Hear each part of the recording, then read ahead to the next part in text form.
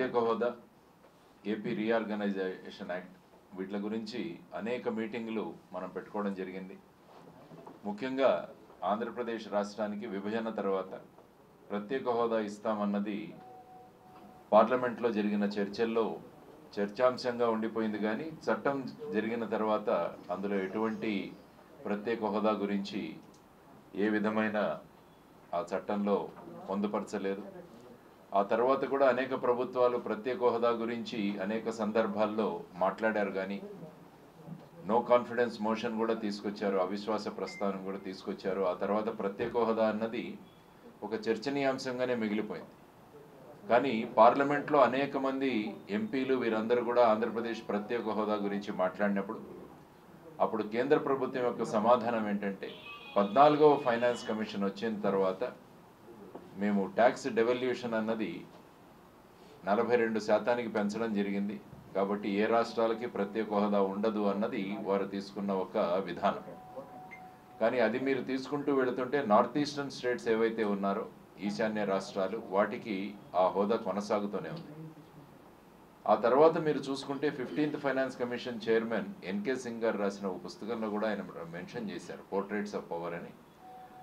ఎక్కడా కూడా 14వ ఆర్థిక సంఘం ఏ రాష్ట్రానికి ప్రత్యేక హోదా ఇవ్వకూడదు అని ఎక్కడా కూడా వారు మెన్షన్ చేయలేదు. కేంద్ర ప్రభుత్వం అనుకుంటే ఏదైనా రాష్ట్రానికి ప్రత్యేక హోదా ఇవ్వచ్చు అన్నది వారు చెప్పడం జరిగింది. ఆ తర్వాత కూడా ఈ ప్రత్యేక హోదా అన్నది అలాగే మిగిలిపోయింది. ప్రత్యేక హోదా సాధన సమితి ఆధ్వర్యంలో ఈవెన్ ఢిల్లీలో కూడా ఏపీ భవన్లో కావచ్చు, లేకుంటే జంతర్ మంతర్లో కావచ్చు, దీని గురించి నిరసన ప్రదర్శనలు కూడా చేయడం జరిగింది. అయినా కూడా ప్రత్యేక హోదా అలాగే ఉండిపోయింది. ఆ తర్వాత మిగతా హామీలు ఏవైతే ఉన్నాయో చట్టంలో వాటిని కూడా ఎక్కడా కూడా నెరవేర్చలేదు.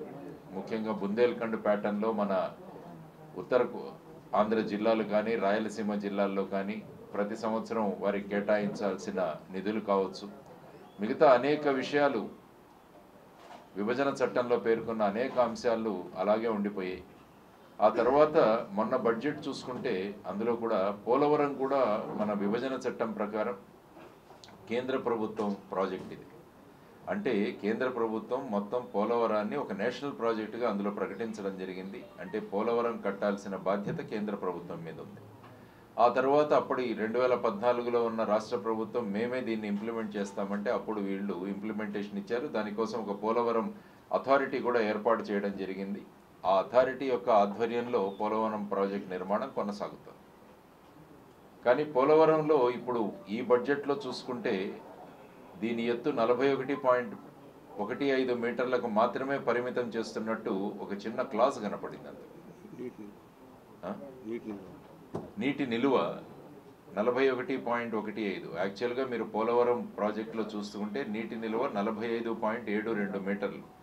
దానికి ఉండాల్సిన బాధ్యత ఆ విధంగా పోలవరం ప్రాజెక్టును నిర్మాణం చేస్తే ఈ విధంగా నిర్మాణం 45.72 మీటర్లు కనుక చేయగలిగితే అందులో సుమారుగా 960 మెగావాట్ల హైడ్రో పవరు, తర్వాత 28.5 లక్షల ప్రజలకి డ్రింకింగ్ వాటర్ సప్లై అంటే మంచినీటి సరఫరా, అందులో 611 గ్రామాలకి, తర్వాత 80 టీఎంసీల నీరు కృష్ణా నదికి డైవర్ట్ చేయడానికి కూడా, ఆ తర్వాత ఇరిగేషన్ పొటెన్షియల్ సుమారుగా 4,36,825 హెక్టార్కి ఇరిగేషన్, ఇవన్నీ కూడా చేసేది. తర్వాత 23.44 టీఎంసీలు విశాఖపట్నం ఇండస్ట్రీస్కి కానీ ముఖ్యంగా వైజాగ్ స్టీల్ ప్లాంట్ కోసం తీసుకురావడం.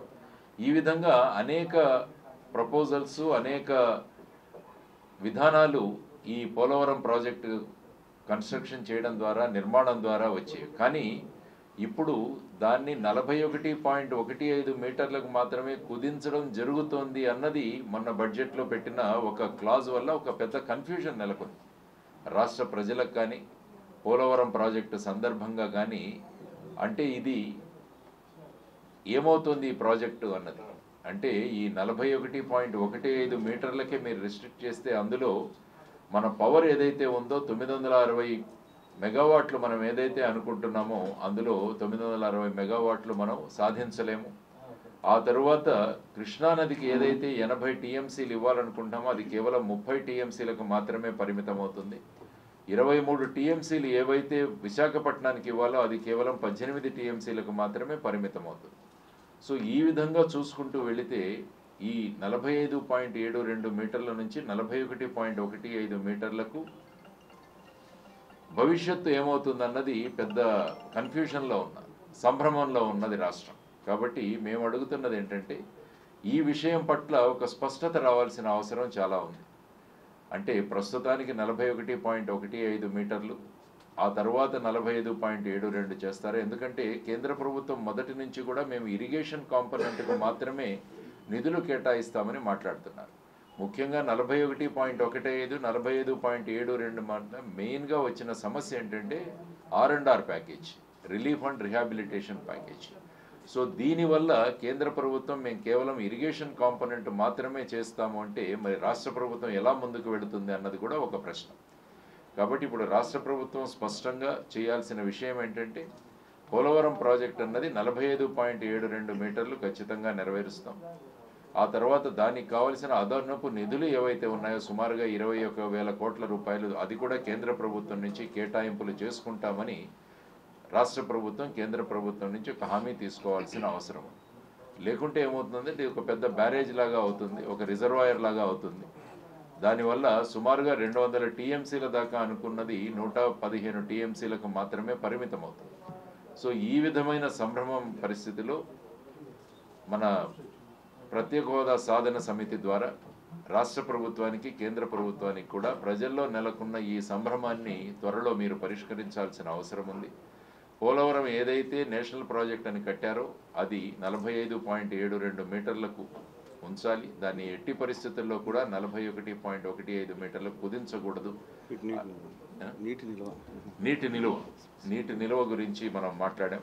కాబట్టి నీటి నిల్వ గురించి ఇది కేవలం ఒక బ్యారేజ్ మాత్రంగా కాదు, ఇది మల్టీపర్పస్ ప్రాజెక్ట్. అంటే ఎలక్ట్రిసిటీ జనరేట్ అవుతుంది, తర్వాత ఇరిగేషన్ వస్తుంది, ఆ తర్వాత వచ్చేసి కృష్ణా గోదావరిల అనుసంధానం, 80 టీఎంసీలు ఏర్పాటు, మంచినీటి సరఫరా, విశాఖపట్నానికి అక్కడ కావాల్సిన ఇండస్ట్రీస్కి వాటికి కావాల్సిన నీటి సరఫరా, ఇవన్నీ కూడా పొందుపరిచబడిన ఈ ప్రాజెక్ట్ని మళ్ళీ దాన్ని కుదించే పరిస్థితులు ఉండకూడదు అని సాధన సమితి ద్వారా ఈ ప్రెస్ కాన్ఫరెన్స్ ఏర్పాటు చేసి ప్రజలకు దీని గురించి ఒక విషయం తెలియజేస్తూ ఆ తర్వాత మీ స్థానిక ఎంపీలు తర్వాత వారిని కూడా కలిసినప్పుడు ప్రజలు వారి మీద ఇందులో ఏదైతే సంభ్రమం ఏర్పడిందో దాన్ని త్వరలో దీన్ని పరిష్కరించి ఒక స్టేట్మెంట్ రావాలి అన్నది ముఖ్యంగా సాధన సమితి నుంచి మేము మన ఎంపీలకు కానీ ప్రస్తుతం ముఖ్యమంత్రి గారికి ఉప ముఖ్యమంత్రి గారికి వీరందరికీ కూడా మేము తెలియజేస్తున్నాం. కాబట్టి ఆ విధంగా త్వరలో ఒక స్టేట్మెంట్ ఇవ్వాలని చెప్పేసి మేము కోరుకుంటాం. పివి లక్ష్మణ్ గారికి, అలాగే మిత్రులు మురళి గారు, విశ్వనాథ్ గారు, సిపిఎం సెక్రటరియట్ సభ్యులు, మిత్రులు, వచ్చిన పాత్రికేయులందరికీ నమస్కారం. ఇవాళ రాష్ట్రం చాలా నయవంచనకు గురవుతుందని నా అభిప్రాయం అండి. నయవంచన అనే పదం తెలుగులో చాలా స్పష్టంగా రాశారు ఇలాంటి పరిస్థితుల గురించే. Because being one of the straight అంటే ఒక రాజకీయ పార్టీల కంటే కూడా ప్రజల్లో గుణాత్మక మార్పు అవడానికి పరితీపిస్తున్న లక్ష్మణ్ గారు పద్ధతి ప్రకారం సిస్టమేటిక్ ప్రకారం మాట్లాడారు. ఎందుకంటే ఎంపీలు ఇవాళ స్పందించాలని వారు మాట్లాడిన సపోర్ట్గా నేనేం చెప్తున్నానంటే అండి, నిన్న బిల్లులో దుర్మార్గంగా హేయంగా ఒకటి రాశారు. ఏమనంటే ఆంధ్రప్రదేశ్ జిల్లాలో మార్చాలంట. ఆంధ్రప్రదేశ్ జిల్లాలో ఉన్న ప్రాజెక్టు పరిమితం చేయాలండి. ఇది బడ్జెట్ అండి. చిన్నపిల్లలు 10వ క్లాస్ పిల్లవాడన్నా ఎవరన్నా 10వ క్లాస్ పిల్లాడు కూడా రాస్తే స్పెల్లింగ్ మిస్టేక్ రాస్తారు. దిక్కుమాలిన బిల్లు ఒకటి ప్రిపేర్ చేసి ఆ బిల్లులోనేమో ఆంధ్రప్రదేశ్ జిల్లా అంట. ఈ ప్రాజెక్టు చదువుకోమనండి. ఎవరన్నా పిల్లకాయలుగా దయచేసి కేంద్రంలో బిల్లు ప్రిపేర్ చేసే వాళ్ళకి చెప్పండి. దయచేసి రాష్ట్ర ప్రభుత్వం వారికి విజ్ఞప్తి చేస్తూ ఉన్నాం. అలాగే ఎంపీలకి మిగతా వారు వివరంగా చెప్పారు. ఈ బిల్లు కనుక ఆమోదం పొందితే యాజ్ ఇట్ ఈజ్గా వితౌట్ అమెండ్మెంట్ లేకుండా రాష్ట్ర చరిత్రలో ఈ 35 మంది ఎంపీలు ఆ పరిమళ నత్వాలి గారు ఎవరో బంద్ చేసుకుంటారు. ఆదాని గారికి, అంబానీ గారికో రాష్ట్రంలో ద్రోహులుగా మిగిలిపోతారు. రాష్ట్ర ముఖ్యమంత్రి ప్రభుత్వం కూడా దయచేసి విజ్ఞప్తి చేస్తున్నాం. ఇది మిమ్మల్ని మీద ఈ జరిగిన పొరపాటు గ్రహపాటు ఇంకొకరి మీద తోసేసుకుంటాం. కొంచెంసేపు మానేయండి సార్. మిమ్మల్ని తప్పుగా అంటలేదు.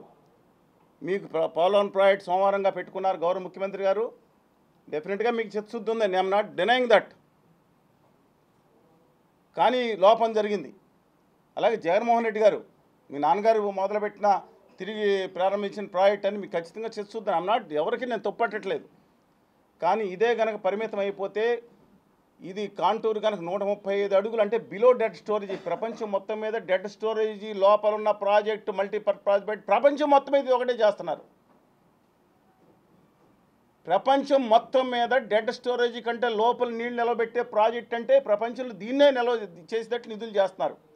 మీరు కావాలంటే రాష్ట్ర ప్రజల పొళ్ళోడగొట్టి, శ్రీకాకుళం, తిరుపతి, అనంతపురం ప్రజల యొక్క పొళ్ళోడగొట్టి కూడా సెస్ చేసి మీ సావు మీరు సావండ్రా, మేము తప్పిస్తాం అని చెప్పి ఇక్కడ నాయకులను కూడా వదిలిపెట్టారంట. ఆంధ్రప్రదేశ్లో నాయకులు ఇక్కడ మధ్య తిరుగుతున్నారు. ప్రజల పొళ్ళోడు కొట్టి ఆ సెకండ్ స్టేజ్ మేము కొనసాగిస్తాం. ఇక్కడ ప్రజలకు ఏందండి నాకు అర్థం కాదు. మన హక్కుని కేంద్రాన్ని వదిలేసుకుని ఆదాని గారు జిందాబాద్, వాళ్ళ పార్టీ జిందాబాద్ అనుకుంటాం భావ్యం కాదని నా విజ్ఞప్తి అండి. సరే, వారు టెక్నికల్గా అది మాట్లాడారు. ఇంకోటి, నిన్న రైల్వే బడ్జెట్ వచ్చింది. మొత్తం తిరుపతి పట్టణం నుంచి అనంతపురం నుంచి మొత్తం క్రాకర్స్ కాల్చుకుంటున్నారు. పుల్లారెడ్డి స్వీట్ షాపులన్నీ గాలి అయిపోయినాయి అంట. యాంద్రాబాబు ఇదంతా చూసుకుంటే ఎక్కడి నుంచి తిరుపతికి తెలంగాణ నుంచి వచ్చిన వాళ్ళందరూ అంతా చాలామంది భక్తులు, ఒక పార్టీ భక్తులు అంతా గుడి అంతా ఎక్కుతున్నారు. జిందాబాద్ జిందాబాద్. ఏమైందని అడిగితే నిన్న బడ్జెట్లో మా తెలంగాణకి రికార్డ్ బడ్జెట్ ఇచ్చినారు, ₹1 కోటి పెంచినారన్నారు. తీరా చూస్తే 8,400 కోట్లు గుజరాత్ రాష్ట్రానికి పెంచి తెలంగాణకు 1 కోటి పెంచారు.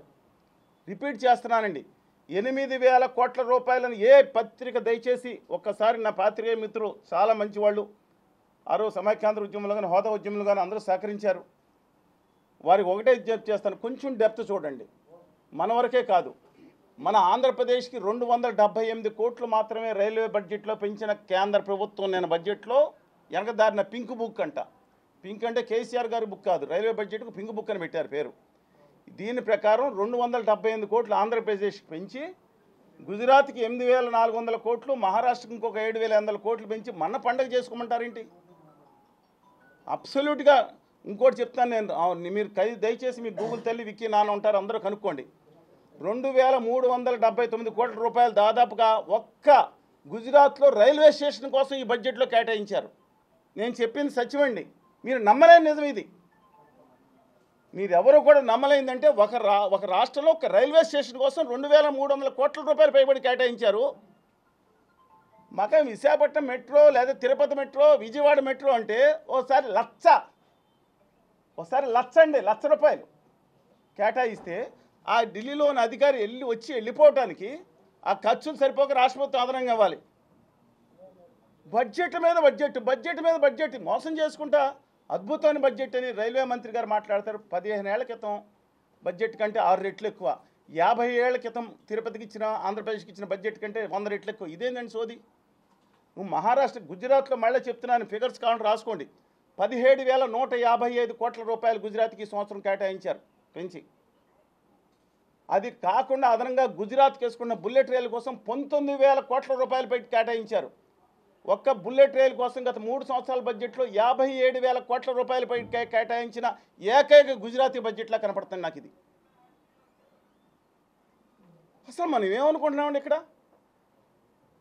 నేను మళ్ళీ ఎవరిని తప్పు పడుతున్నాను, నేనేదో ఒక పార్టీ, మేము ఎవరైనా ఇక్కడ చెప్తున్నాం, ఒక పార్టీని విమర్శించాలి, ఒక పార్టీ రాష్ట్రం కోసం మాట్లాడుతున్నాం. ఏ రోజు కూడా ఎవరిని మేము అసభ్యంగా కానీ అనుచితంగా కొని ఇక్కడ ఎవరైనా మాట్లాడిన వాళ్ళు ఉన్నారండి? నేను రాష్ట్రం కోసమే మాట్లాడుతున్నా, తెలుగు జాతి కోసమే మాట్లాడుతున్నా. ఇవాళ ఎంపీలందరూ పొద్దున్న లేచి ఆ పార్టీని విమర్శించడం, ఈ పార్టీ విమర్శించడం, ఈ పార్టీ వాళ్ళు ఆ పార్టీ విమర్శించడం ఏందండి ఇది? నాకు అర్థం కాదు. తమిళనాడు ఉంది, ఒకసారి వెళ్ళి నేను చక్కగా నిజంగా బాధపడితే చెప్తున్నా, నా కావేరీ నీళ్ళు తాగిరండి కొంతసేపు. అల్లు సీతారామ స్ఫూర్తిని గుర్తు తెచ్చుకోండి, కనిగడ్డ స్ఫూర్తిని. అన్యాయం జరుగుతుందని చెప్తే ఇక కమింగ్ బ్యాక్ టు అమరావతి. మొన్న 4 రోజుల క్రితం విజయవాడ మీద అమరావతికి వెళ్ళా. మొత్తం అంతా బ్రహ్మాండంగా అక్కడ బాబా ఇడ్లీ అందరికీ చెప్పేసి ఆర్డర్ ఇచ్చాడు. మొత్తం అంతా అనంతోత్సవాలతో ఊగుతున్నారు కొంతమంది రాజకీయ పార్టీల ప్రతినిధులు. ఏందండి ఏం జరిగిందన్న? అమరావతికి 15,000 కోట్ల రూపాయల చొప్పున సాయం చేసినారు, వచ్చే 4 సంవత్సరాల చొప్పున సాయం చేస్తాను బడ్జెట్లో శ్రీమతి పరకాల నిర్మలా సీతారామన్ గారు ప్రకటించినారు. వచ్చిందా అని అడిగాను. మళ్ళీ బడ్జెట్ చూసినా ఇవాళ మీరు కూడా చూడండి, ప్రతి ఒక్కరు చూడండి. బడ్జెట్లో చూస్తే 15,000 కోట్ల రూపాయలు అప్పు ఇప్పించారు ప్రపంచ బ్యాంకు కండిషన్స్ ప్రకారం అంట. ఈ అప్పు తలకాయ తాకట్టు పెట్టి ఆంధ్రప్రదేశ్ కట్టాలి. కేంద్ర ప్రభుత్వం కౌంటర్ గ్యారంటీ మోసం చేయొద్దండి. క్రితంసారి గౌరవనీయురాలు శ్రీమతి పురంధేశ్వరి గారు ఒక కొండ తీసుకొచ్చి ఇక్కడ పెట్టారు. ఏంటి అనుకున్నాను. మరో కొండ ఏమో సీఎం రమేష్ గారు తీసుకొచ్చి అక్కడ పెట్టినారు. పెట్టి డబేలమని కొండ బదలు కొట్టి ఇది ఛాలెంజ్, ఇది పూర్తిగా గ్రాంటు రాష్ట్రానికి మన అమరావతికి 15,000 కోట్లు అలా ఇస్తున్నారు. 4 సంవత్సరాలు ఇస్తున్నారు. సరే కొండ బదలు కొట్టారు, పెంకులను తీసుకుని వాళ్ళు బయటకు వచ్చి అక్కడ కనపట్టలేదు. అప్పు కూడా 2031 వరకు అంటే మొత్తం షెడ్యూల్ విడుదల చేసింది. మరిన్ని వీడియోస్ కోసం ఛానల్ ని సబ్స్క్రైబ్ చేయండి. లేటెస్ట్ అప్డేట్స్ కోసం వాట్సాప్ ఛానల్ ని ఫాలో అవ్వండి. ఆ లింక్ డిస్క్రిప్షన్ లో ఉంది.